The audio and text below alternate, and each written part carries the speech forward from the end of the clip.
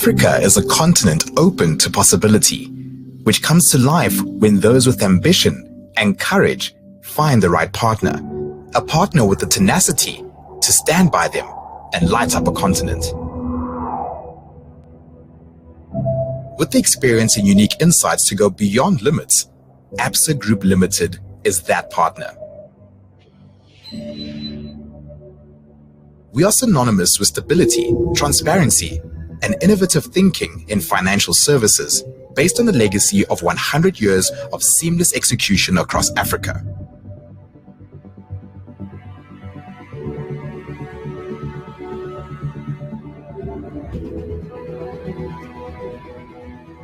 Our new brand and growth strategy define how we are shaping our destiny as a proudly African bank, inspired by Africanacity. This is the distinctly African ability to always find ways to get things done. Africanacity is what drives us, what sets the tone for our business, and echoes across our African footprint. Our corporate and investment banking business challenges limits. We close distances, connecting people to opportunities across borders, languages, and cultures. With global connectivity and local differentiation, we operate at the core of your strategy. Our understanding of each unique environment across regulatory and market practices results in a differentiated service and experience for our broad range of clients. Backed by insights into key sectors, we turn risks into opportunities, supported by a unique set of solutions that work across your full value chain. Our clients experience a seamless partnership across Africa, with aligned delivery positioning you for success across operating environments. Because African ingenuity and tenacity go beyond limits, so do we. Our world-class service is based on skills and expertise that have been developed to put our clients first, proven by numerous high-profile deals and coveted international awards. We are brave, we are passionate, we are ready. We are independently African, and we believe in building courageous partnerships that work. When you have the bravery to imagine and the will to get things done, that's Africanacity. That's Absa. Corporate and Investment Banking. Hello there, and a very good morning to you from across the globe, as many of you join us as global citizens with a keen interest in the property sector in Sub-Saharan Africa. My name is Gugulethu Mfuphi, and I'm quite excited to welcome you to this morning's event, our virtual webinar where in partnership with API and APSA, we will be discussing and interrogating the investment opportunities that exist within the continent's affordable housing sector and how best we can really unpack the opportunities that exist in this environment, specifically in a post-COVID world, and what this means for the investment opportunities in Sub-Saharan Africa. Now, for many of you, you're joining us from various jurisdictions across the continent. Some of you might be in Zimbabwe, Nigeria, Kenya, Malawi, South Africa, and even as far afield as the United States. And we all gathered here as various stakeholders to really engage in some of these critical insights to really get some understanding as to how to move forward within the affordable housing space and the investment opportunities that exist in this regard. It's well documented that the last year and even 18 months have been rocked by the global pandemic that we still remain in. But that doesn't necessarily mean that all hope is lost when it comes to investment opportunities, specifically in affordable housing. So join us as over the next hour, maybe even 90 minutes, we look to explore what the investment opportunities look like from a financier's point of view, what developers are now bringing forth to the table, and most importantly, how we continue to encourage partnerships to take place where government policies speak to financiers' needs, and of course, developers continue to address the needs that ultimately change the socio-economic dynamics here across Sub-Saharan Africa. Well, we're quite excited to be joined by a phenomenal panel of guests, each representing key stakeholder groups, and we'll be sharing some of their thoughts with us as we look to engage and participate in this conversation as to how each clear stakeholder can participate in shifting the narrative forward. Well, despite this being a virtual event, unfortunately, we can't necessarily interact directly, but we still want to hear your thoughts, opinions, and your questions. So over the next 60 minutes, we will be taking some of your questions through our virtual platform and, of course, allowing you to participate in poll questions that will pop up. So when you do see the poll question pop up on your screen, do respond to the questions with the best answer or your view that you'd like to share. And we will be sure to reflect on some of those responses during the conversation that will be held here this morning. Well, we trust that you're excited because we certainly are. We look to leave here enlightened, informed, and most importantly, empowered to move the narrative forward in really understanding how we can each play a critical role in shifting the narrative forward regarding the affordable housing environment as a driver for post-COVID recovery in Sub-Saharan Africa. Before we get into our conversation, though, allow me to introduce our panelists who will be joining us to engage in this invigorating conversation. And I'd like to start off with the guest who joins me here in our Johannesburg studio. Sumaya Joshua, who is the head of APSA Commercial Property Finance with the APSA Regional Operations. And then joining us virtually, we do have a number of guests from across the continent. Kessia Rust, who's the Executive Director for the Center for Affordable Housing Finance in Africa. We're also joined by Rob Veselo, Managing Director for the International Housing Solutions. And Patrick Domenegos Tembwa, he's a Director for Asia and Africa Partnerships for Real. Well, ladies and gentlemen, thank you so much for joining us today, both in person and, of course, virtually. And we're really looking forward to the engagements that will take place over the next hour. But I think as we get into our conversation, we certainly cannot ignore the impact that the COVID-19 pandemic has had on the property space. It's been witnessed specifically on the commercial property space, as well as many other sectors, but has also kind of shifted the narrative when it comes to opportunities that exist in affordable housing. And Sumaya, perhaps let's start there. As we reflect on what this particular pandemic has done or impacted the affordable housing space, we certainly need to review on what life was like pre-COVID and where we are now with the current risks and opportunities that exist regarding the impact of the pandemic on the affordable housing space. How would you describe this, or what have your observations been thus far? Thank you, Gugu. Yeah, I think it's important that we take stock of, or at least it's hard to ignore, what the challenges it was that we faced pre the COVID pandemic, especially insofar as the production of housing stock. And so I'd like to start, or make that the starting point at least. So if you rewind pre-COVID, what we found was challenges across the supply side of the market as well as on the demand side. And what I mean by that is, we've experienced continentally some structural weaknesses that is a barrier to, how it is that we produce the stock on the supply side, how it is that we deal with issues insofar as costs to produce assets, costs insofar as land, availability of land, infrastructure costs, as well as construction costs. We've seen a couple of failures across the value chain over time. And I think it's important, as we kind of step up and deal with what we know to be a massive opportunity on the continent and a massively important topic from just a humanity perspective, it's important that we look at what are those weaknesses, try and apply some of the lessons learned, amplify how it is that we produce the stock. And so that talks to just some of my observations on the supply side.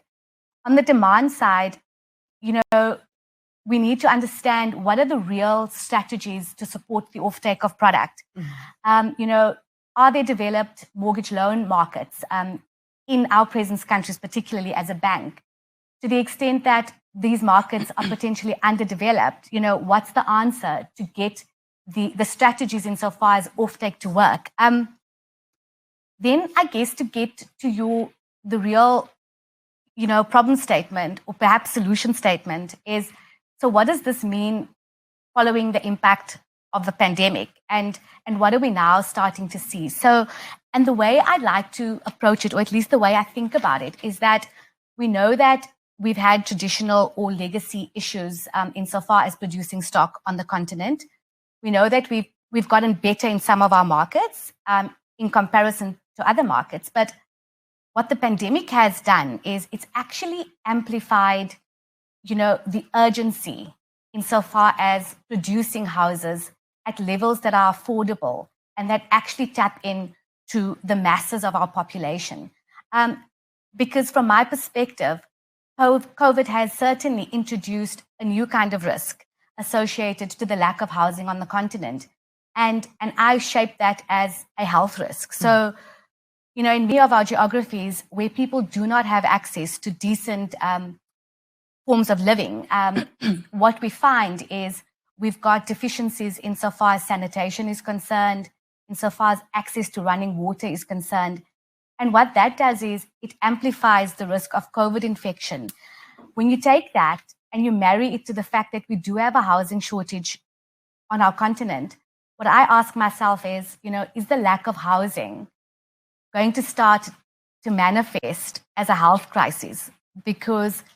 And that's the important consideration. And for me, that really creates the burning platform for us to have this conversation about what next. I think you mentioned a very critical point there here, that we could be actually running the risk of facing a humanitarian crisis, which is something that we certainly don't need on the continent, given the multiple challenges that we continue to experience in Sub-Saharan Africa. And Kessia, I'd like to come to you to respond and perhaps add your view to this question. Following the years of API conferences and summits that we've held previously, one is very well aware of how vocal you've been around the increased focus and the growth that's required within the affordable housing environment. And I guess to build up on Sumaya's thoughts regarding the demand change dynamics and how the pandemic has impacted that, what are your thoughts in terms of ensuring that we are able to use the affordable housing space as a clear catalyst for growth and prioritizing investment in this particular market? Gugu, thank you. And thanks so much also, Sumaya, for inviting me and including me in this conversation. I think it's such an important conversation to be having. And as we're all pulling ourselves into this new world, which is hopefully now post-COVID, that we're slowly getting there. I think the points that Sumaya's made are significant. The issue around health and the conditions in which people are living has been brought into sharp focus over the course of the last year, especially because of the impact also on health. And I think from a housing perspective, obviously housing has a significant impact on household livelihoods and the way in which people are able to manage their health conditions and situations. And what we've seen is that the inadequacies that exist across the continent have to do a lot with the affordability side of households, low-income households unable to afford the cheapest newly built house, and then also the organization and structure of the housing delivery process in many countries, and the way in which the health and the strength of the developer sector. And that creates a whole lot of opportunities now for innovation because of this focus on on addressing what we've learned in this COVID period, and then highlighting that housing is a key opportunity for a post-COVID economic growth strategy. So the way that we've been looking at it really is to clarify, first of all, as Sumaya said, the issue around risk. And what are the risks that households face, and how can a housing process start to address those? And that has to do with housing quality, and the quality of good, affordable housing. It's also about upgrading and improvements, and I think there's an important opportunity there, certainly in settlements that are where housing quality itself is poor but exists and people have access to a form of secure tenure, that there are intervention opportunities for home upgrading, and then the opportunity to promote housing mobility, so the construction of additional housing rental options, so that, as we've seen in the last year, as people need to improve and address their housing situations, their ability to move becomes very important, and that's part of how they would manage the risks that they would face in terms of whether it's a pandemic or any other kind of emergency that would face our cities across the continent. So thinking about that, housing quality, and then also housing mobility. Then the second area is about stimulating the recovery, and the economic impact of the COVID pandemic has been significant. And to then think about the role that housing production can play in boosting different sectors, whether it's the manufacturing sector or the housing construction sector, or the infrastructure sector, that housing has a significant impact on the economy. And when governments enable that process to happen, they can see the delivery of domestic growth opportunities. And thinking about the backlogs and responding to those as an economic growth recovery strategy, as well as addressing just the backlogs that existed before the crisis, I think is an opportunity. And then the last point, I would say, would be about building resilience, so that if and when another emergency strikes, and it doesn't have to be a health emergency, it could be a climate emergency, cyclones such as those that Mozambique experienced recently, or fire, as often happens in informal settlements and in certain areas, all sorts of different kinds of emergencies that might arise, or indeed economic emergencies. How do we support household resilience with housing? And that has to do, again, with the production of quality housing that is well secured. And again, there's a reliance there on an administrative system that provides secure tenure, and linking that then into the financial system, so that those units are underpinned by good finance and mortgages. And in that, I think the financial sector has an important role to play. Sumaya talked about whether or not mortgage markets exist. Well, it's banks that build those. And obviously they need to do that in the company of central banks. There's a whole policy framework that surrounds that. But banks can really play an important role in driving the growth of mortgage markets and explicitly focusing those markets on the lowest income earners, which is really the breadth of the population across the continent. I appreciate the overview that you've given us, because it really does set the context for the conversation that we want to have over the next hour, and really driving and tapping into all these elements that come into play. And this really does help us focus into understanding, now that we are in the environment that we're in, we understand that affordable housing has a significant level of demand. We need to review how it is that we supply this, and of course, the role that different parties play within this organization. I guess the starting point is then, how do we ensure that we leverage off of partnerships? Because the economic stimulus that you speak about, Kesia, does necessarily come from government and the policies that they put in place, ensuring that the financier is also comfortable with the models and the risk that they're going to take on board, that the developers themselves also realign and recalibrate the needs of the market that they're looking to serve. So I'm hoping to build up on that and come to you, Patrick, followed by Rob, to actually get your understanding and your thoughts on the increased role of partnership and transparency. And if we are at a point right now where we're seeing various parties like yourselves that are present on this webinar here today coming forward and saying, hold on, to make sure that we are able to adequately tap into the economic opportunities that exist in affordable housing in Sub-Saharan Africa. This is what I need from you as a counterparty to ensure that these transactions are able to take place and that the socio-economic development that we need on the continent does transpire. Patrick, perhaps I can start off with you to get your thoughts, primarily focusing on transparency, on partnerships, how it is that we're trying to make each other's role easier for the greater benefit of the continent. Rob, feel free to come in after Patrick's opening comments. Great, and thank you very much, Google. In our experience and in the markets where we operate, and I'll focus on Mozambique for a few minutes, what we've found is that the partnerships are absolutely fundamental for us to be delivering our program in a lot of the markets. And the difference that we've seen in a place like Mozambique is really a willingness from the local authorities, from ourselves as a funding provider, and also from the financiers to come to a solution that actually creates a market that can be scaled and that can be repeated across the entire country in that instance. So in the case of Mozambique, the partnerships with the municipality of Beira, with APSA and ourselves in the mix was absolutely critical. And what it helped to achieve is to get to a place where the developers that we were in that particular market was able to build a certain number of units that could then be progressively be bought by the market. And the beauty of that in terms of partnership is that we got to a point where APSA did originate the first mortgage in the local market.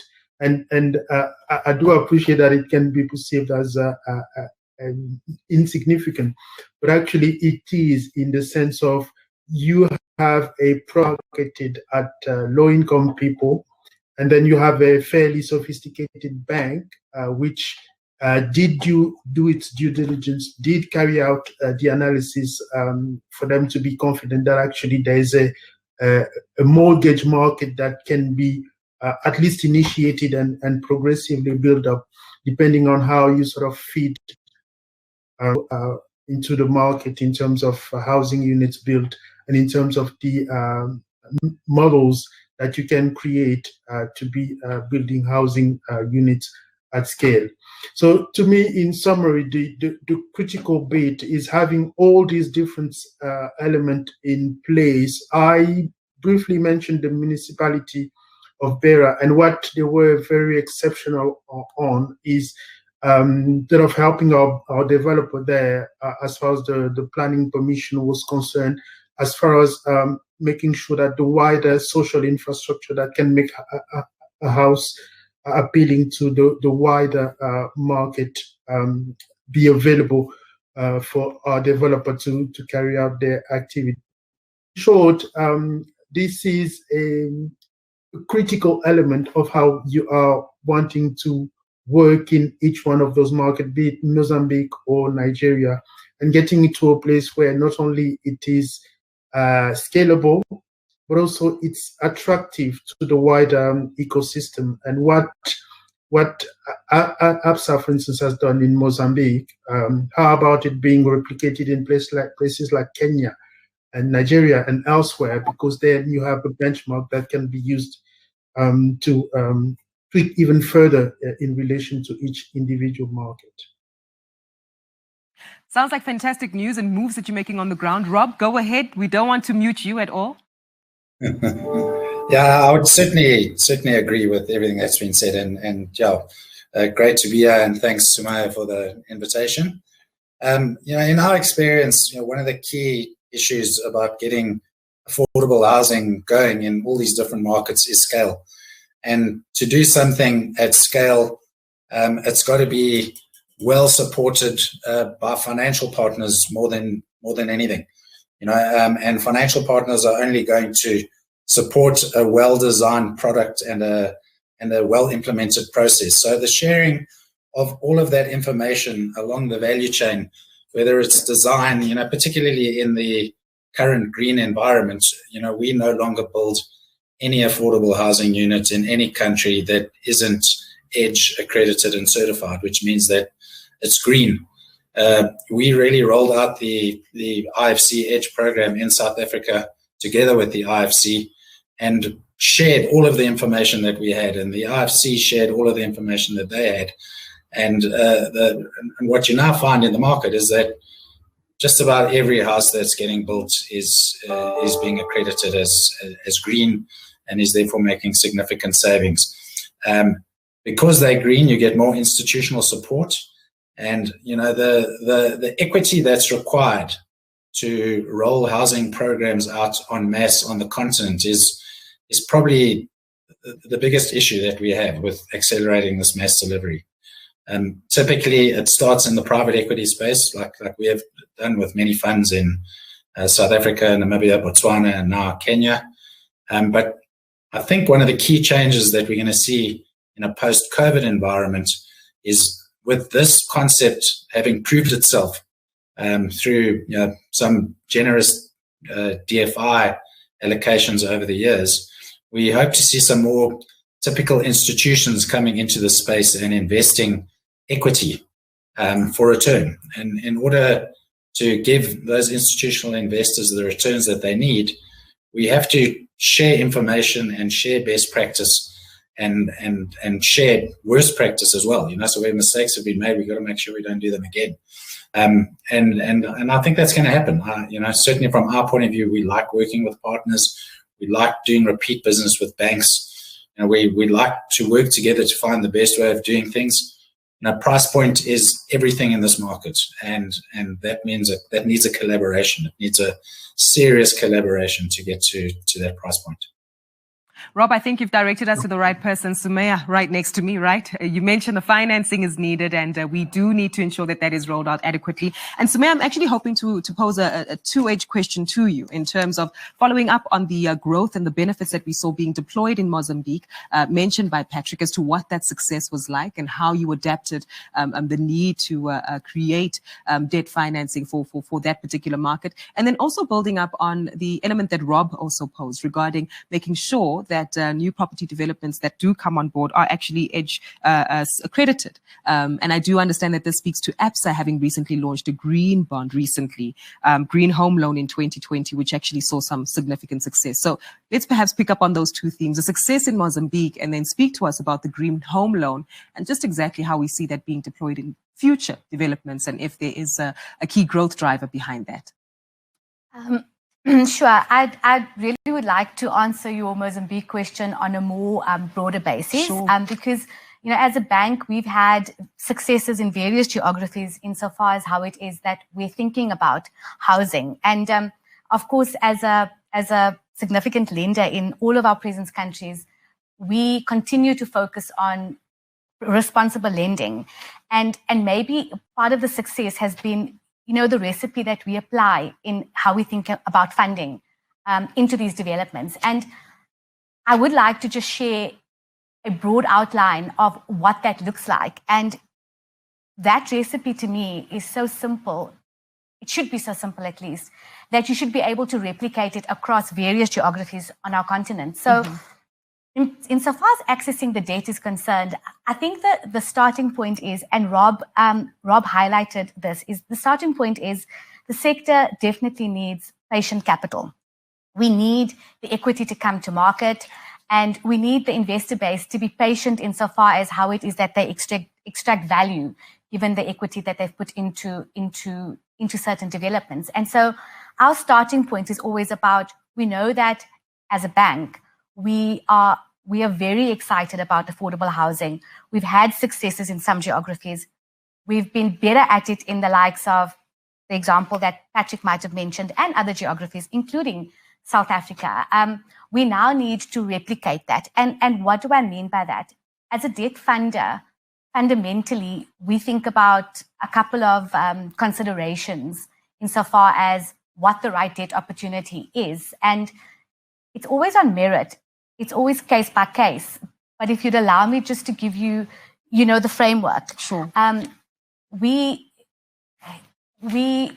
try to make the way we think about funding as unsophisticated as possible. It's really about, the client strategies, and the client's experience in our sector, the market that our clients are operating in. Is there demand for the product that we're bringing to market? And to the extent that there is demand, what is the level of effective demand? And how do we actually go about testing that effective demand through a host of risk mitigators, including pre-sales, including, how we marry an end user's desire to own a home to the end user's ability to access the capital to actually purchase the home. So we get back to, in the markets that we operate in, where is the mortgage loan market? And to the extent that there potentially is one, what does the funding structure look like? And does it depend on a client's ability to produce some equity into a structure? And if it does, where does that equity come from? Yes. And so in this sector, what we find quite challenging is that it's typically going to be first-time buyers, people that have not had existing property, where they've managed to have the luxury of a little bit of soft equity coming into their structures. One's not sure of the secondary market to kind of understand how you then unlock that equity. And so how easy is it for willing buyers to actually access funding to provide the takeoff that we consider? And that's critical for us. In any project, what is the exit strategy? And is it believable given market nuances that we see? And then finally, it's about the fundamentals, right? Do you have the right product? Is the price right? What's the competition? How quickly are we moving develop at least individual product? And what's the optimal debt structure? And that's where, the happy marriage comes together. When you've got credible client, Rob mentioned, clients like to do repeat business with banks. Yes. And in the same way, banks also like to do repeat business with clients because we then understand, the modus that we operate in, and we've built a level of trust. And once we understand project metrics, we also understand how it is that we mitigate whatever risks we see in the structure. So fundamentally, it then lands up being product, price, market, and debt structure. Debt structure is really just taking a perspective on loan-to-value ratios and comparable sale values potentially when you're selling, or it becomes a play on, again, gearing ratios and interest or debt service cover ratios in a structure. But that's really the simplified stuff. It's the nuggets in the front. It's the market that you're operating in that gets us to a point where we're successful. Makes sense, because you can only replicate so much in different markets and jurisdictions, because at the end of the day, the end client or the service that's being met is different depending on the market that you're on. I do want us to segue that into the question regarding the green home bond that was launched in 2020. Very interesting year to launch such a product. And I guess the big question then is, how did this perform? How is it done? And does this perhaps present a new tool or method for us to move forward within the affordable housing space? Okay, so we are very proud of having launched the first home loan green product in South Africa. So I must just state that it was a South African launch.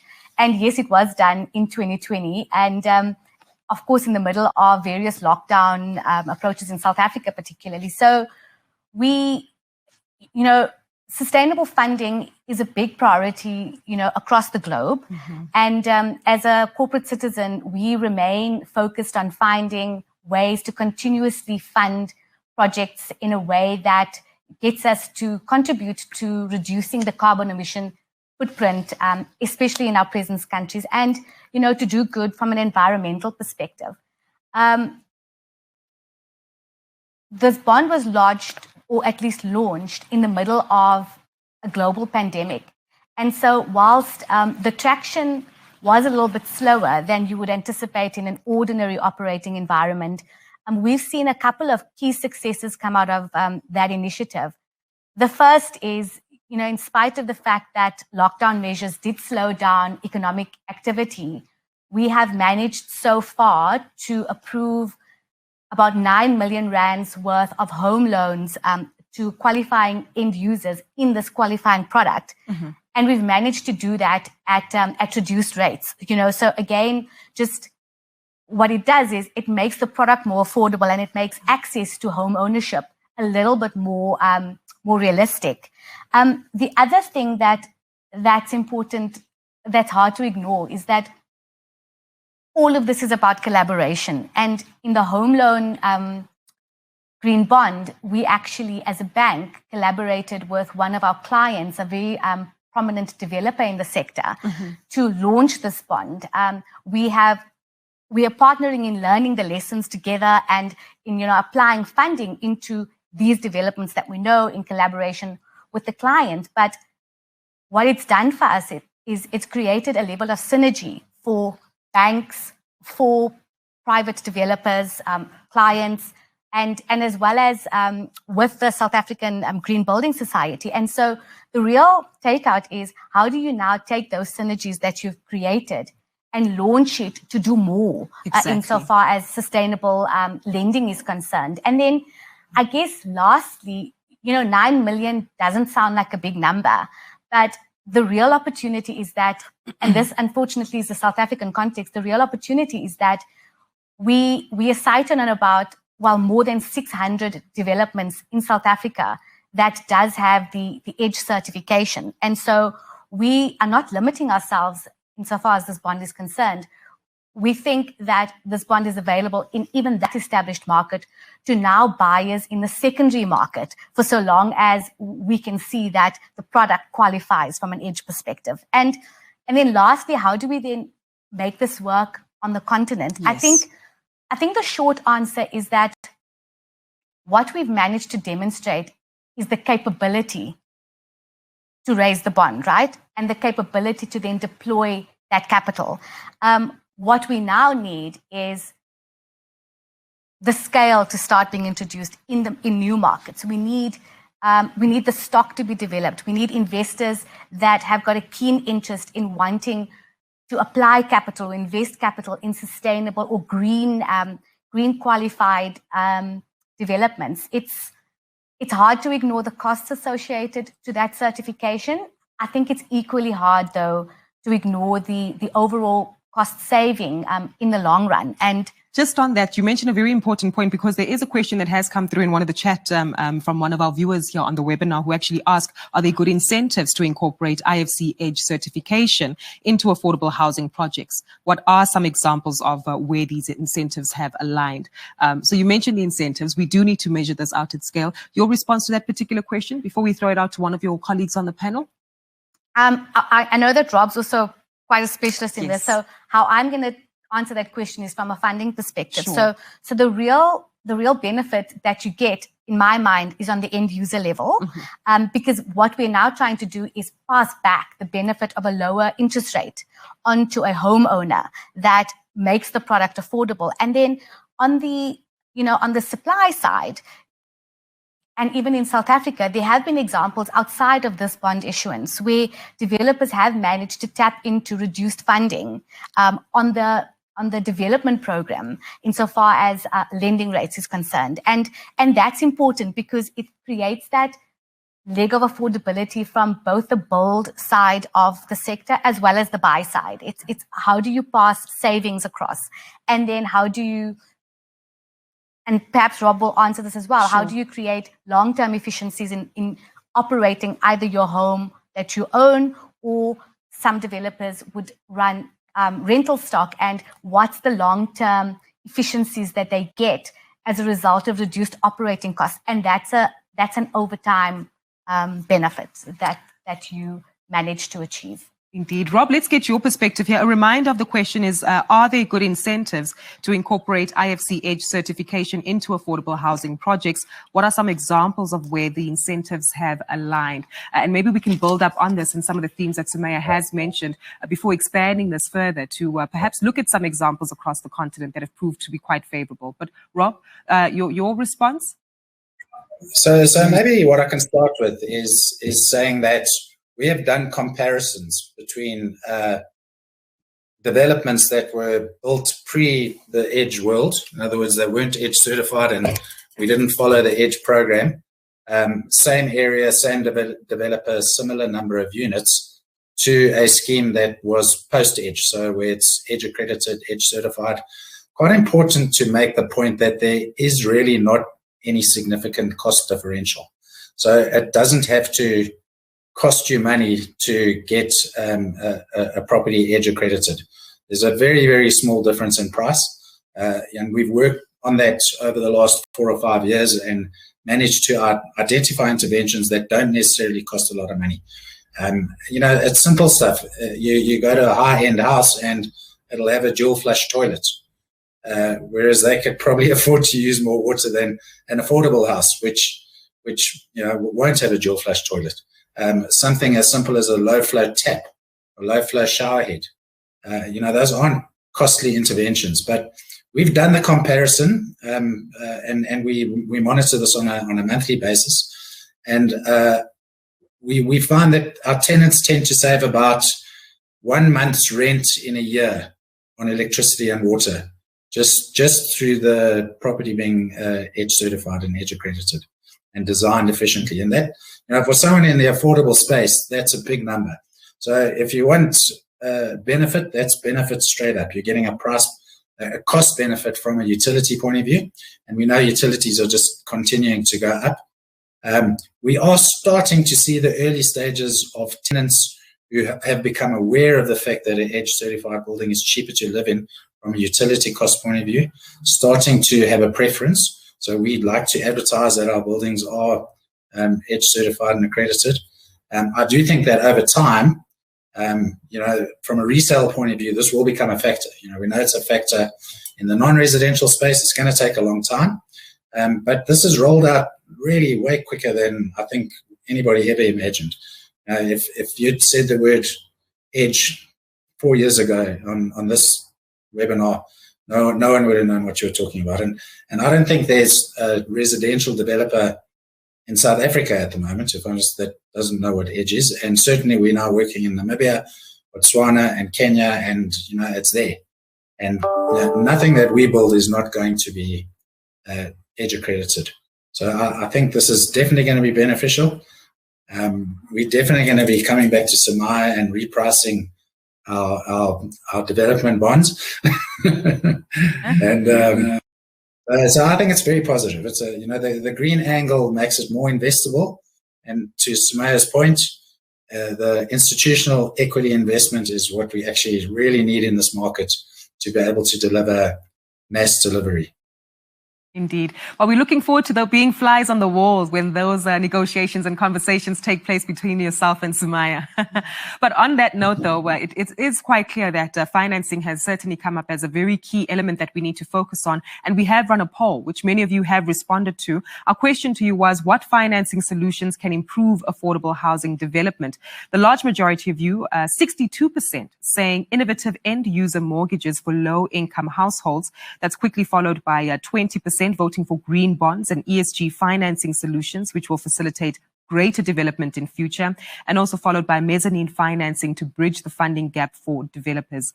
4% actually saying not feasible. Governments should fund housing developments through different instruments, i.e. bonds. So I think it's quite clear where we are. We're looking at innovative solutions, which have been alluded to in terms of mortgages that speak to the markets that we're working within, green bonds and ESG financing solutions, and of course, mezzanine financing coming up as a third option, a lot lower down the list. And this makes me want to get your thoughts here, Patrick, as well as Kessia. Perhaps if we can build up on the theme that we're discussing here in terms of ensuring that there is enough debt financing coming onto the market, including equity. Are there further examples that you can allude to on the continent where these kind of partnerships have been explored? KSD, I understand, is one particular example, but how we actually see particular examples and nuances coming up in maybe markets like Kenya, which I understand have actually seen resounding success. Patrick, go ahead, and Kessia will follow up with you. Sure, and I think when we discuss financing, what I'll insist on is the key element is actually having a sufficient amount of financing flowing into that particular sector. We can figure out different type of mechanism, and I'll touch on that on those shortly. But I think what's lacking fundamentally in the affordable housing is the fact that there isn't enough funds, financing flowing into that particular sector. So when it comes to mechanism, the example that I'll take is probably what we have done in Nigeria, where we work with a particular partner to develop a number of housing programs. And the way we intervened there was providing that sort of patient concessionary funding, and which came in the form of debt at a fairly low interest rate compared to commercial rates that are applied in Nigeria, but also some grant finance acquire a particular technical skill or to fund a particular study that will help market their product even better. So in terms of sort of blending finance, that's the model that we've been working a lot with our partners in the African continent, accepting that because it is a sector that doesn't have enough operator, because it is a sector that's the large organization that can build at significant scale haven't yet jumped in, so to speak. The key element is what kind of patient concessionary funding can you come up with to support that, to help them to move into that sector.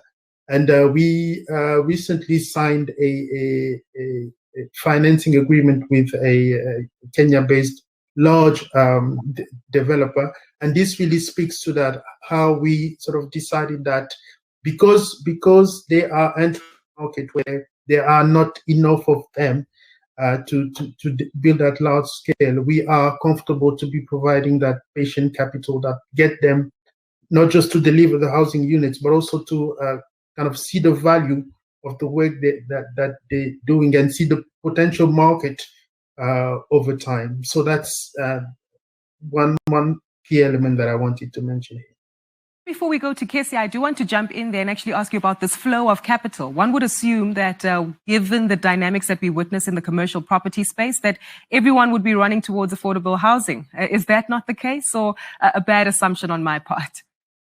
Well, I think the key element at the moment is the sort of perception that exists around affordable housing. So affordable housing for low-income people, affordable housing for people in the informal sector.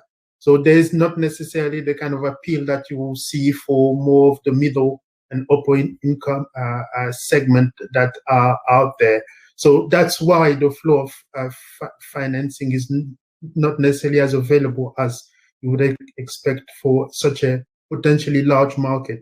And then the final side to that, and I have to say here that ABSA is not in that space, is the fact that it's a challenge for people on low income and informal sector, working in informal economy, to secure mortgages. And again, ABSA actually it's something that can happen in the Mozambique context, and all these elements sort of can contribute to a development of a market, as I said, which is absolutely critical, because in a lot of the developing countries, you're talking about 60 to 65% of the work population being in the informal sector. So how do you bring those into the formal space, and how do you put in place financial instruments that get them to be attractive, not just to the cooperative sectors, but to the likes of ABSA banks and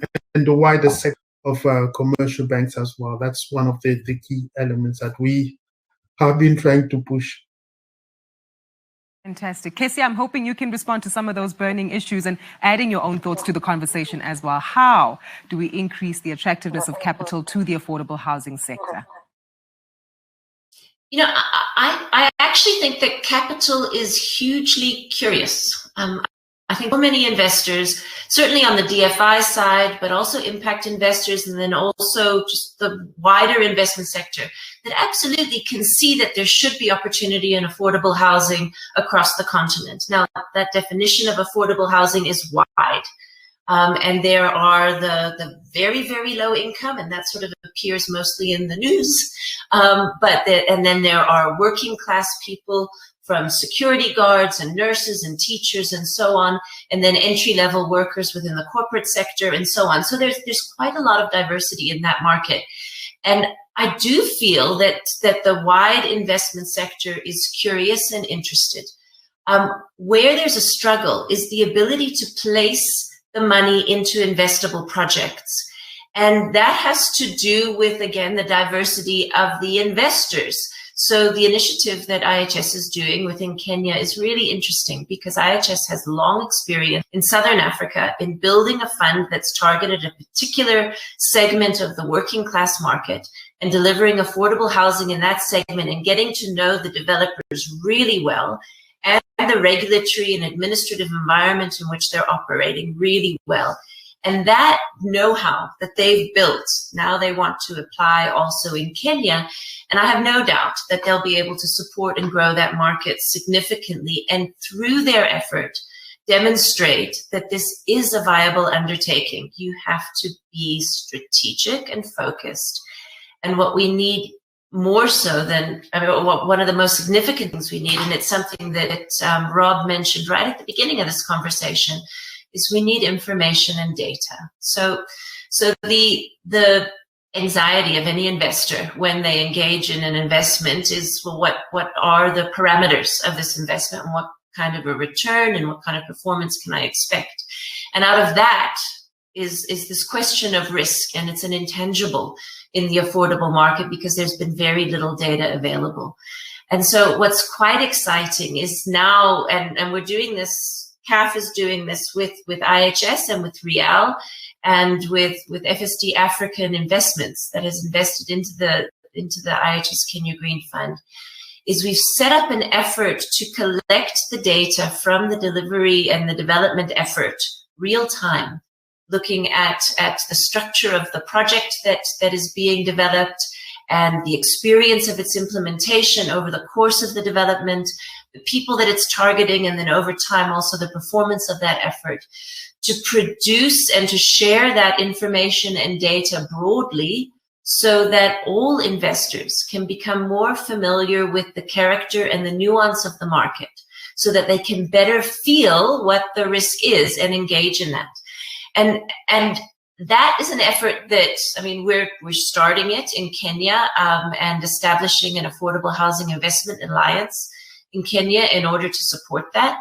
But it actually, I think, is something that every single practitioner should be doing, sharing as much of the data of their own experience as possible into the public domain in a way that is, commercially supportable. But doing that, because while that shares information, it reduces risk levels because it creates a certainty about, or a familiarity with, what the market looks like. And that will start to bring in more investors as they can begin to feel what the opportunity is and get an assessment of the kind of risks they can take as they experiment and play in this market. And that's the point that Rob was making. From DFIs now moving into more sort of investors that are looking for a direct financial return and who want to see this, packaging their investments in ways that actually engage with the breadth of the lower income market. That's the kind of work that we're trying to do. And I think that every practitioner in this space should be participating in this way, because it will broaden the pie, because we'll have more investors coming in. I want to make one other point, Gugu, if I can, just quickly, in response to that poll that you did. And the majority of people who said that we need mortgages that target low-income clients and that know how to work with low-income clients. I think that's a really important thing to consider. Again, it's a data question, because in order to extend a mortgage to somebody who doesn't have a traditional kind of employment, So maybe they're seasonally employed, or they work informally, they don't have a pay slip, but they've got a bank account statement. We're going to have to change the way in which we underwrite our products and structure them and so on. And that means that we need to be better able to collect data also on the demand side. And this is something that we're working quite hard with Real as well in, is to really understand that and start to clarify who are the clients, what is the target market in this market segment, so that lenders can then structure their products and underwrite safely and developmentally, but for informal incomes, and to recognize that the target market that is earning a good income, the way that income is structured is perhaps unfamiliar to the vanilla mortgage product.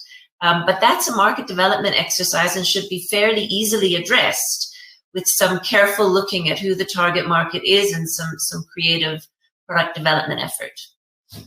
You mentioned a very valid point there, Kessie, and I appreciate it because it really does build up and speak to another theme in a separate poll that we've run regarding the importance of technology. The role of technology, is it key to achieving scale in the affordable housing environment? And 90% of our participants do say yes. And maybe I can, if I may, get your thoughts in terms of technology, how we're seeing not only banks, developers and others in terms of sharing the data and sharing this information. Are we seeing greater incorporation of technology to make it easily accessible, and of course in terms of distilling the key information that we need to extract to meet the needs of the market? For sure. I mean, I think technology, there's so much more we can do now than like 10 years ago, 5 years ago even. And the key thing about technology, it operates as a mechanism both for aggregating the opportunity. So technological innovations that can then recognize all of the small interventions that are being made, whether it's savings through savings groups or small developers who would then be providing, who would be building maybe 10 units at a time, and technology to begin to aggregate that opportunity and share it with an investment class that's looking to invest big capital and having to figure out how to structure that capital into smaller pieces. One of the things that we've been looking at quite a lot in South Africa with colleagues, 71.4 and CESO, is to build blockchain technology that supports case management around titling and tenure. And that's been a very interesting exercise where we can use technology to capture beneficiary information that normally is actually stored in cabinets and under mattresses, and build up a credit profile and a tenure profile of a household so that they become visible administratively to a developer, to a lender, and to a city. And I think blockchain technology itself is, I mean, it's quite a sexy term, but there are really interesting opportunities there with managing the pieces of information and collecting them in a place that then an investor can see and engage with. Quite exciting. You wanted to mention something else there, Kessie. However, I do want us to sidestep slightly to some of the questions that we have received from many of our participants. There's a lot of engagement and we really thank you for it. And I do want to venture into some of the themes that many of you have highlighted and brought forward. As Kessie has mentioned, we really do need to make sure that we speak to the needs that are addressed in the respective markets that we serve. And I recall just over a few years ago at the APA Summit where Kenya has been a key market that we focused on, and we've had speakers share the view in terms of how government has aligned this to their 2030 policy of increasing the affordability and access to affordable housing in that particular country. We know that many financiers continue to operate there. Some of you might be watching from that particular jurisdiction, and what we understand is that there has been significant uptake. There is a question that we have here that is addressed to our panel, and I'm hoping, Rob, that you'll be able to provide us with some perspective here, given the recent developments that have taken place for IHS. We've just recently closed a deal in Kenya. This question asks specifically, affordable housing in Kenya has been quite a focus issue, with even the government incorporating it in its agenda. But the level with which it's progressing is very disappointing. Some policies have been put in place to support affordable housing, but the progress is still disheartening. My question is from the developer's point of view. What more needs to be done? Rob, I'm hoping that you can share your experience in terms of the recent deal that you've closed in Kenya and perhaps build up on the pros and cons and the lessons that have been learned in operating in that particular market. Rob? So thanks, Gugu. I must just point out that we are as much as we've been exploring the Kenyan market and understanding it for the last 3 years, we only are beginning to operate in Kenya right now, literally as of a couple of weeks ago. And I think the missing link, and it's quite right, delivery has been slow, and it's the case over most of the continent, unfortunately. Going back to a lot of the points that have been made up to now, I think that lack of end-user finance is a big problem. Lack of equity for developers to invest in scale products is a problem. Our private equity fund hopes to start resolving some of those problems. So we are a large investor. We are going to invest in large developments that could be either for rental or for sale. So I think rental plays a big part in the market here. There are a lot of people who can't afford to buy a house, or maybe don't want to buy a house, maybe have a home somewhere else but need a home in Nairobi. So the rental market, I think a large percentage of Kenyans rent their homes, and a lot of them are informal homes where they're paying quite significant rental. So I think the equity check, and we've spoken about that a lot, is what has sort of been the blockage in the system at the moment. So we are certainly working with a lot of Kenyan developers now, putting some transactions together where we are able to provide that equity. And I think once the equity is being provided, that gives the rest of the chain security, whether it's the landowner that's selling the land, whether it's a bank that's coming in and doing finance. So I think that's been the missing link. I think that's the reason why there hasn't been large-scale affordable housing delivery. These governments typically don't have big pockets to build the housing. South Africa is a country where a lot of RDP and breaking new ground housing has been provided. We also do in South Africa have the SHA, where social housing capital grants are paid, and I think this is something that can perhaps be looked at in other geographies. It's a very successful program, and it targets a more affordable market, so where people earn below a certain amount of money. The government actually provides a capital grant to the developer, who can then develop quality rental housing with a ceiling on the rental that they can charge. And this is very popular in South Africa. I think it can be explored in other countries, so where it's a sort of a real collaboration between the developer, an equity partner like ourselves, a bank, and then really servicing a lower tier of user. But that kind of capital grant is essential in getting something like that to work. Thanks for that, Rob. Yeah. Go ahead. There was one more line that you were going to conclude with.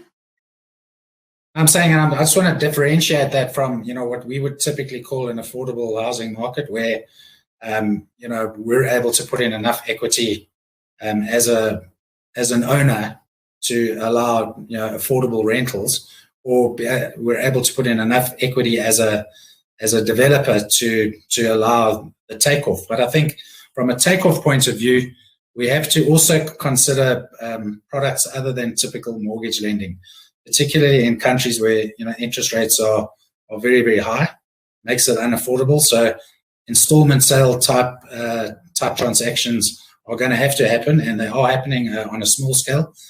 But we certainly are investigating in a couple of the markets that we're operating in, providing a product that is perhaps more usable in a very high interest rate environment.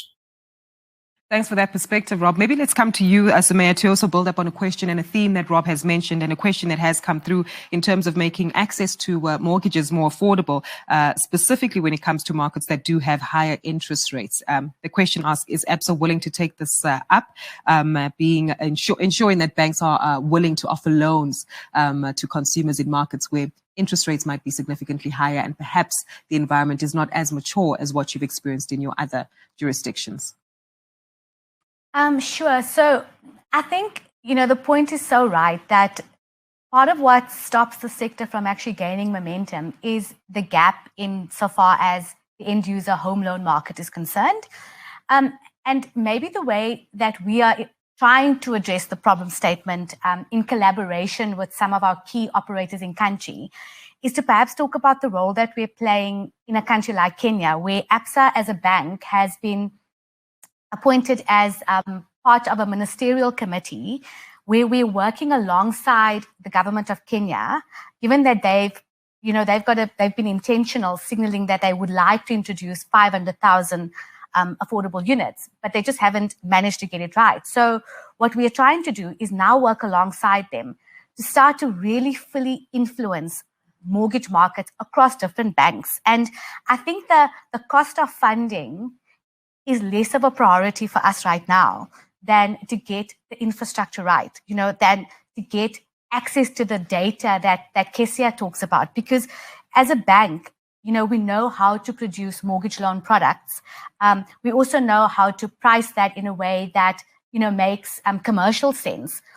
What we struggle with to a degree in some of our presence markets is the availability of data so that we are able to make keen and clean credit decisions on who it is that we can extend mortgage loans to. And when we have that information, we believe that as a bank, we will continue to support developing the home loan market out, and we will continue to understand how to price and how to raise the right kind of capital to make this market start to flow. And here's an interesting trick question that's come in for you, also from one of our participants who actually asked, can you finance bulk purchases like a block or multi-family unit? And I think that does speak to one of the nuances, it's specifically in some of the markets that we know are present across the continent, where family savings, bulk savings, in South Africa, we'd refer to them as stokvels, might prove to be popular means of raising capital for groups of individuals who would like to purchase a property. So tough question, top of mind, but would you ever consider bulk purchases or financing them, multi-family units per se?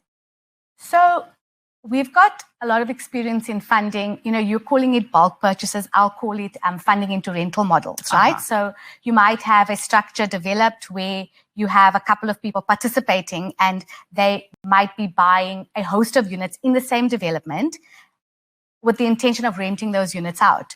The way I would answer the question is to say that we do have the ability to lend into rental portfolios where we look to see, does the income stream afford the repayment of a loan?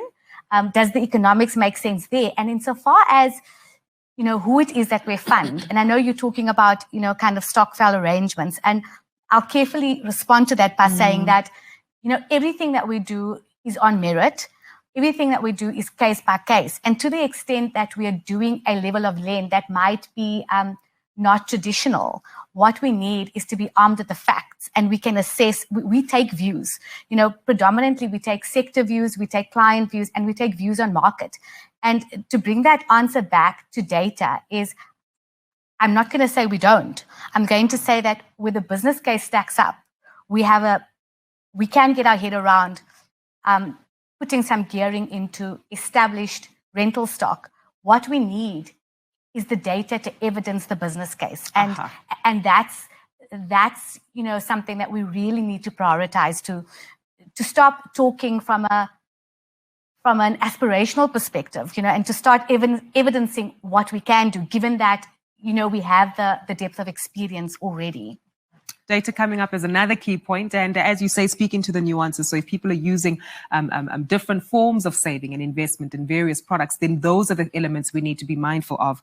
Patrick, I do want to bring you into this part of the conversation, as there has been another question that has come through from one of our audience members, and it's a dual question addressed to both yourself and Rob. The question asks, what is IHS doing in terms of... There we go. What is IHS and Real looking at as their strategy to support one or two large developers or drive scale or more mid-sized developers to achieve some scale? So I guess the question is this way. Are we looking to support two developers who will drive the scale and predominance on the continent, or support a number of small developers who will then help us achieve some scale? Patrick, perhaps you can enlighten us as to how Real approaches that. Rob, I see you eager. Feel free to jump in as soon as Patrick's done. Absolutely happy to do that. And my apologies, my Wi-Fi gave up on me a few minutes ago.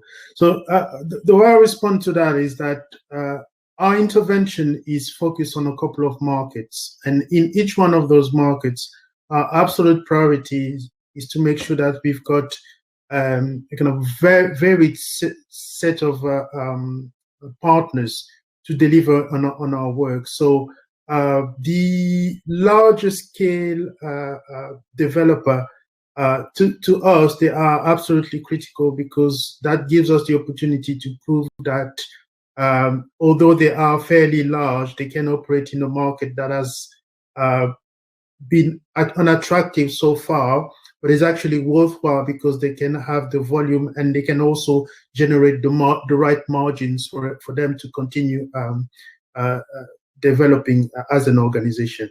As far as the sort of mid-range developers are concerned, the attractiveness from our perspective is effectively to be seeing that journey from a structure that can build, say, 300 or 500 units in the first year, moving into your thousands.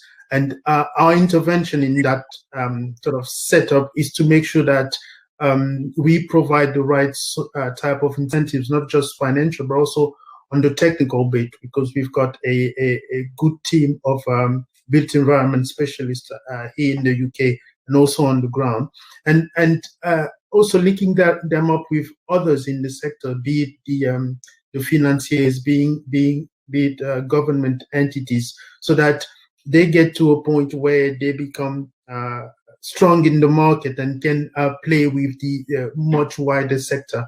And I have to say that as an organization, our ambition is not to dominate any markets. And on the contrary, it's just to prove that value of the affordable housing sector, not just on the kind of health and educational element of it, but as a fundamental sector that influences the microeconomy in terms of job creation, in terms of financial services. And one example that I'll draw on, and apologies, it's not in the African continent, is one of our partners is in Nepal actually did manage to provide a cash guarantee for its customers, so that the local bank could provide funding for them for home improvements. And what has happened over time is that they've turned out to be the best customers for that particular bank, not just because they had a 100% repayment on the loans, but also because they could sell to them financial services, other types of loans. And the original start was a home loan, mortgages, for them to get into that journey of being viewed as customers that provide a lot more to the wider economy. Rob? I mean, I concur with all of that. So we certainly don't plan on using one or even two developers. The way that we've always worked is we like developing developers. So if we can be in Kenya in 10 years' time and be working closely with 20 different developers, we'd be very happy. And if we could have grown some of those developers from small-scale developers into large-scale developers and even competitors, we've done that in many other markets, then we're impact investors. So that would have been a success. Kesha spoke earlier about the platform that is going to allow us to share information. We already do that on a sort of less formal scale in South Africa and Namibia in particular, where we share our designs. We've spent many years perfecting what we think is a very efficient, green, effective design, and we give that to our partners. We work with them. We obviously, as you move from geography to geography, some things need to change, but there definitely are a lot of lessons that can be utilized. So that's our strategy. We always say that's where we're a little bit different to a bank. In our investment committee paper, where it says the developer has not much experience, we see that as a positive and an opportunity to actually grow that developer. It might mean that they need a little bit more partnering and a little bit more hand-holding and maybe a watching brief here or there. But we're really proud of some of our examples of developers that have really been quite small-scale developers when they've started working with us, and actually now competing with us on equal footing. About grooming the competition, huh? You've really done that in an interesting manner. There's an interesting poll that we've also run, and I guess it does speak to the questions regarding how the dynamics of affordable housing have changed on the continent on the back of the pandemic. And the question that we asked was, has the pandemic pushed affordable housing from the periphery to the center of discussions, and why? We've had interesting outcomes, 47% saying it's too early to tell where the market is going and growing, as there might be new players entering the market. And 31% say yes, the pandemic has shown the need for housing in order to self-isolate and stay safe.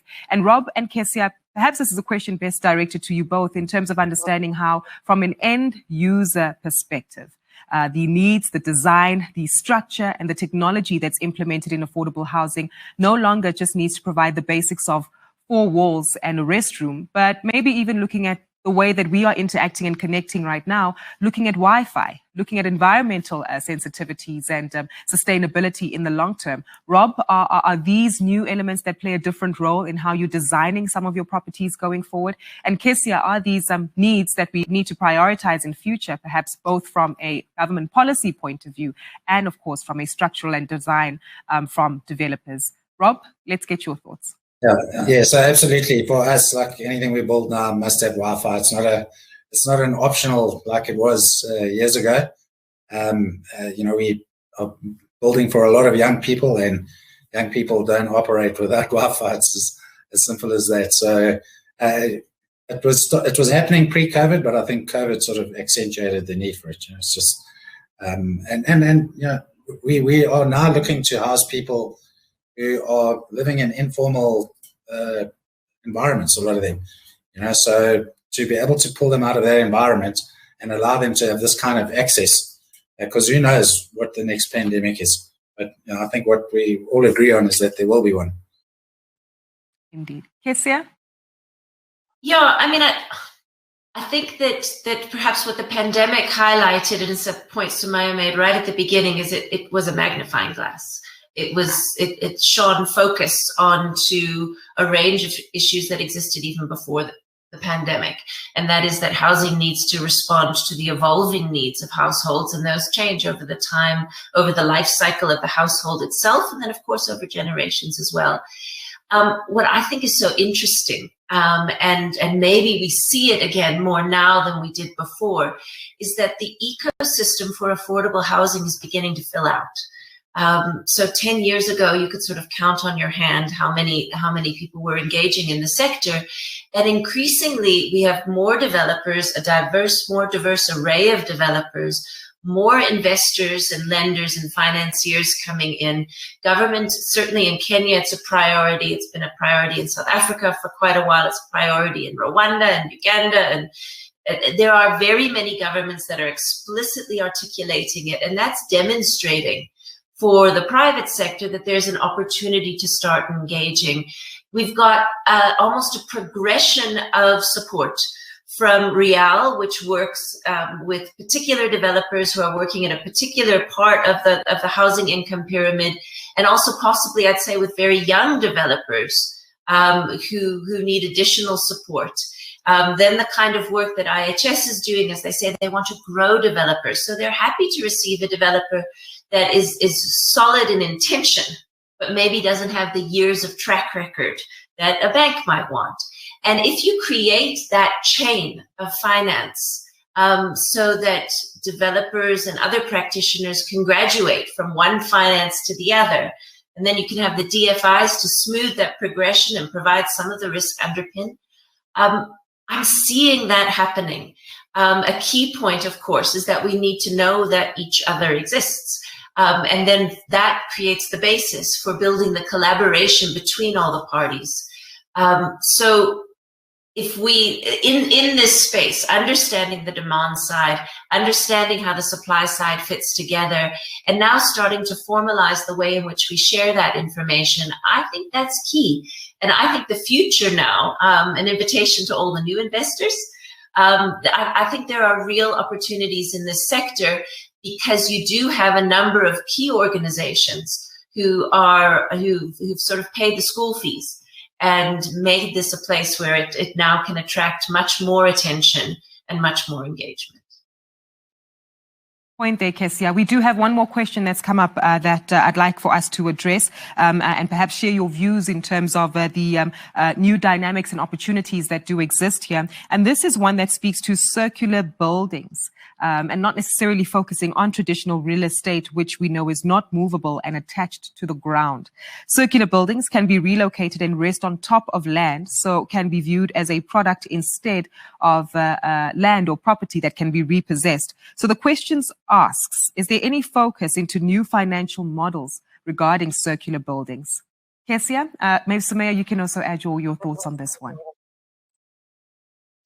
Circular buildings in particular, I'd love to hear what Sumaya thinks, because I haven't heard about a finance instrument specifically targeted at that. But I do think it's worth just noting quickly the difference between a shelter solution and a property solution. And certainly a shelter solution is a really important part of the process. And having something that's movable is useful for a particular segment of the target market. What it doesn't do, I think, is build the property market that then becomes the kind of self-sustaining engine that delivers to the breadth of population, that leverages the activity that's happening in the middle and the higher ends for addressing and developing more affordable opportunities for lower income people as well. I think there is something about property markets as being greater than just housing that is important to consider as well in the financing approach. But yeah, I'd love to hear what Sumaya says about financing. Fantastic. Rob, your hand has been noted, so we will come to you as well. Sumaya? So look, I do think that this is about, we have to be flexible on the offering, right? Let's be honest. But my immediate reaction is that, where you're looking at potentially movable asset classes that provide shelter, to Keisha's point, that to me looks a little bit different than taking a property perspective on a transaction. And so I feel like the real answer to that is you're going to need the equity to prove the story. From a banking perspective, we are always going to look to what is the quality of our security, and is that security fixed asset? And that's predominantly, the market that we play in as debt funders. That's certainly not to say that, we do need to think about this on a more bigger picture basis insofar as how we solution just the accommodation gap. And so I'm not saying that there isn't a place for movable structures, but I would say think about how you then access the capital to get that right, and what it is that you can put together from a banking perspective if your desire or your funding structure happens to include a little bit of debt. Fantastic. Rob, you also have some feedback? Yeah, so I just want to, as an aside, there is actually quite a big drive going on in the South African market, and it's mostly in the backyard shack environment. So where homeowners have backyard shacks, this is a slightly more formal product that might improve the living conditions of the person living in the backyard shack, but also improves the income of the homeowner, which could be a sort of win-win for everybody. So I think the opportunity is that it's perhaps not financed as a home loan, and it's perhaps not seen as property finance, but it's seen as an installment sale. And it's a real win-win. So I do know of a couple of local funds that are starting to look very seriously at this product, and I find it quite interesting, actually. We certainly will be following up on that to evaluate how it does unfold and is adopted and accepted by the market. To close off with, there's another question that we have from the audience, and I guess really speaks to, again, addressing the needs regarding the different models of financing. And the question asks, are there models that exist that involve employers to schemes such that financing for end users starts at the pay slip? Perhaps, Sumaya, you can respond to that. Patrick, you're also quite keen to take that one. Go ahead, Patrick, and maybe give us your views, incorporating employers in funding models, given that the assessment of affordability for end users starts at their pay slips. Sure, and it's actually a very good point, because that's one of the latest development that, and quite exciting from our perspective, that we've had in Kenya, where we are working on a 300 housing units for security guards and of a particular organization, and this is being developed through a kind of tenant purchase scheme, and it's a very attractive model, not just because of the fact that it's underwritten by an employer, but also because the employer has thought of the sort of wider structure in terms of making sure that these employees have their mortgages available, and also making sure that the agreement there protect employees in the strongest possible manner in the case of when they leave the organization or decide not to follow through the entire program. So it's very much something that we have started investing in. Feel is particularly important because just add an extra layer to the affordable housing space, and how you can have a proposal that actually caters to all the different sides of the value chain, and which is something that has been missing in a number of markets that we have been working in. Some that we certainly hope can be deployed across many other regions in Sub-Saharan Africa. Well, we've certainly engaged in quite a few elements, and I think what we've really managed to gather is that the capital is there. The capital is moving towards affordable housing. However, it is a need for us to ensure that we do reevaluate the various kind of models and structures that are incorporated to ensure that we adequately meet the needs of the local markets that we want to address. Whilst there are generic themes that are easily deployed across various nations, but it does go back to understanding the needs of the end user and, of course, the environment of the companies and countries that we actually look to build in. It certainly is a changing dynamic in terms of how developers are coming on board and ensuring that they speak to the environmental practices that are required, and, of course, still addressing the new age needs of citizens who remain globally competitive but yet want to be locally relevant within the markets that they operate in. And I think given that we've set this theme in terms of data sharing, increased collaboration, making sure that we open up the environment for all participants to increase the pie. I do want us to step away now with closing remarks from each of you, 1 minute each, just to assist us in taking this conversation forward. I guess well over 2 years ago, no one would have thought of the pandemic and the impact that it would have had on the affordable housing space in Sub-Saharan Africa. But here we are, 2 years later, having significantly identified and participated in opportunities that exist, but we do need to make sure that we shift the needle further in ensuring that we adequately meet the demands and the shortage of supply within these particular communities. I'd like us to close off with going through each of our panelists to share their closing remarks as to, now that we've identified that opportunities do exist in the affordable housing space on Sub-Saharan Africa, how is it that we need to move forward?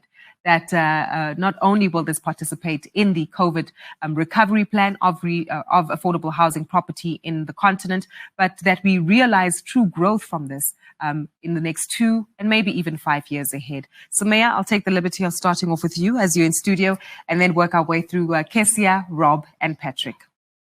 Thanks, Gugu. I think that, there's no doubt that we're not hearing anything new today. The housing crisis is what it is. There's a deep level of demand. I think that if we can just go back to the basics and appreciate that, or perhaps use this burning platform to really start to lobby for momentum in the sector. And what I mean by that is, there's a role for governments to play. I'm not convinced that the role is to even put capital behind the progress.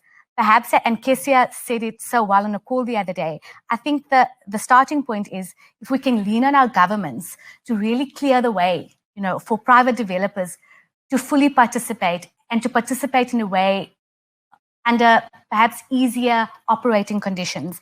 I think if we can deal the bottlenecks, if we can, understand where we went potentially wrong and what the lessons have been learned, I think that the capital is important. It's so refreshing to know that, we now have the private equity funds like IHS coming in to participate in markets. The market needs capital. It needs patient capital. So if we tick that box and we can then deal with, so now what's the answer for municipal inefficiencies and how do we solve for that? I think we've got the recipe. It'll be great for the stock to now start to come and for the data to come together, because if this crisis has taught us anything, it's that, and for those of us that have operated in the residential sector for a long time, we've always said that in spite of everything, people always need a place to live. And this story is at the heart of that.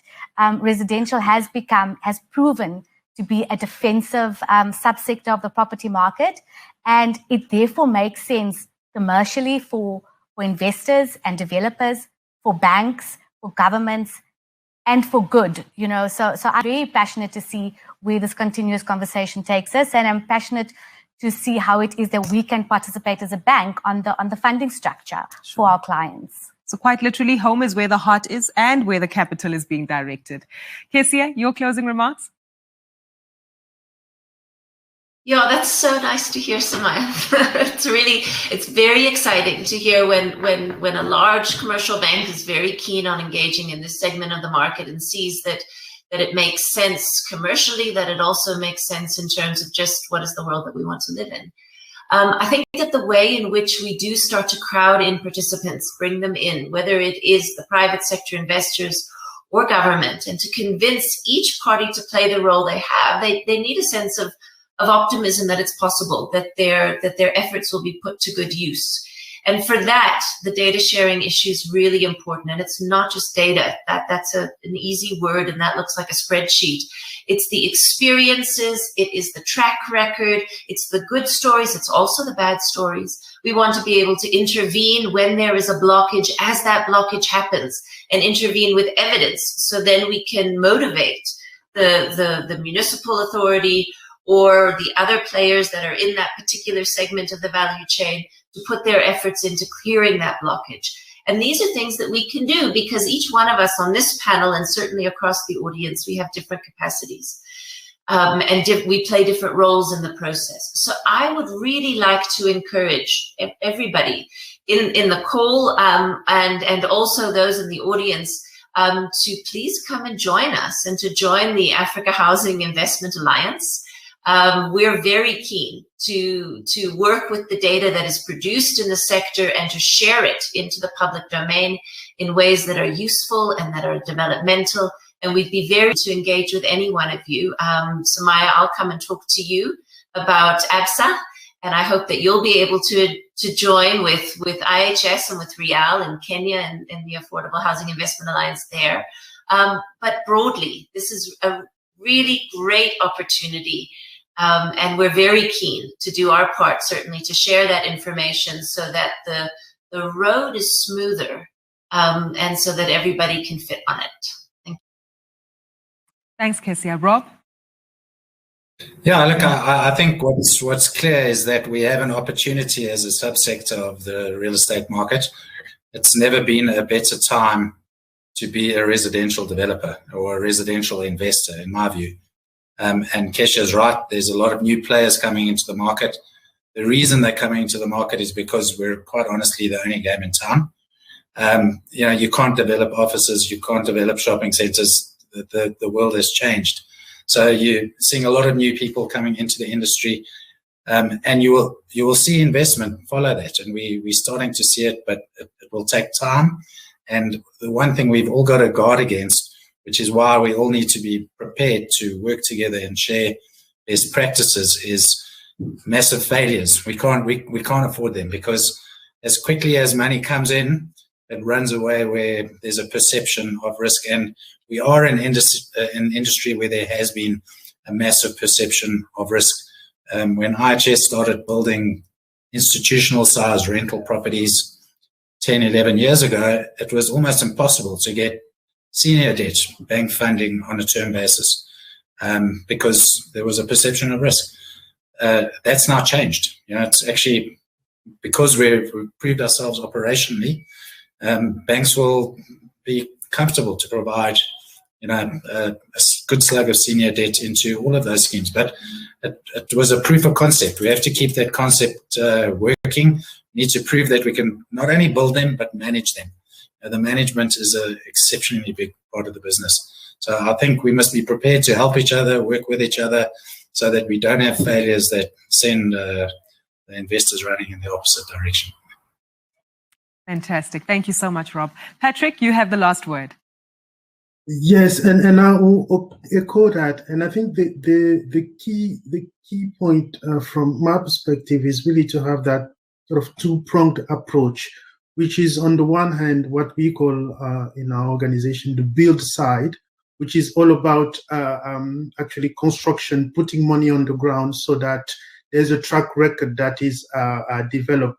There's data and evidence that can be used to push the narrative further. So that's the element. And then the second element is more around the broker. So what do you do and how do you use that track record? How do you use that data and evidence to make sure that over time there is actually a developing and thriving sector that comes into play? And to me, the beauty of that second element is the fact that you are really moving into a space where you're transforming a market, you're transforming lives, and also you are having an impact. There is that absolutely compelling element of through housing, creating an intergenerational asset that people can use to build on wealth over the years. And really it's that journey and using that two-pronged perspective around the build side and also the broker,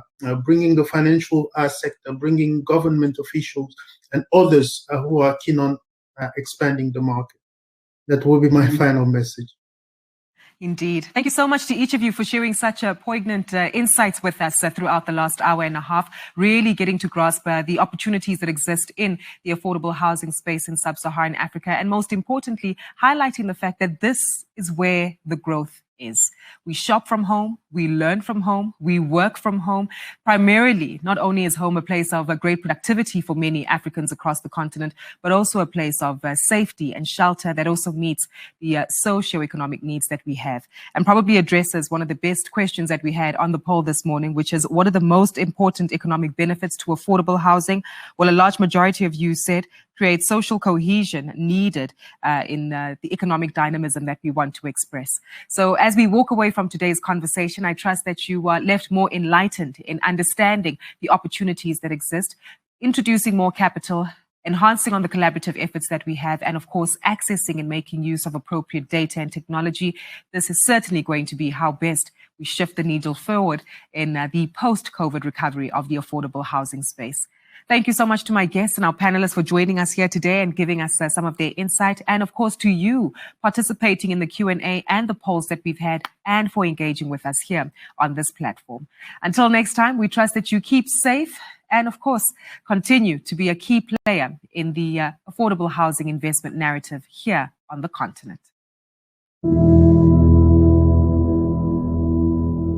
Africa is a continent open to possibility, which comes to life when those with ambition and courage find the right partner, a partner with the tenacity to stand by them and light up a continent. With the experience and unique insights to go beyond limits, Absa Group Limited is that partner.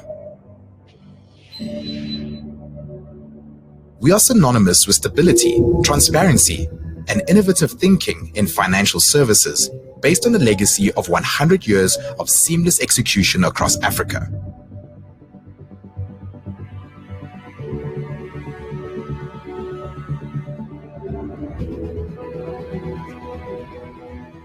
Our new brand and growth strategy define how we are shaping our destiny as a proudly African bank, inspired by Africanacity. This is the distinctly African ability to always find ways to get things done. Africanacity is what drives us, what sets the tone for our business, and echoes across our African footprint. Our corporate and investment banking business challenges limits. We close distances, connecting people to opportunities across borders, languages, and cultures. With global connectivity and local differentiation, we operate at the core of your strategy. Our understanding of each unique environment across regulatory and market practices results in a differentiated service and experience for our broad range of clients. Backed by insights into key sectors, we turn risks into opportunities, supported by a unique set of solutions that work across your full value chain. Our clients experience a seamless partnership across Africa, with aligned delivery positioning you for success across operating environments. Because African ingenuity and tenacity go beyond limits, so do we. Our world-class service is based on skills and expertise that have been developed to put our clients first, proven by numerous high-profile deals and coveted international awards. We are brave, we are passionate, we are ready. We are independently African, and we believe in building courageous partnerships that work. When you have the bravery to imagine and the will to get things done, that's Africanacity. That's ABSA. Corporate and Investment Banking.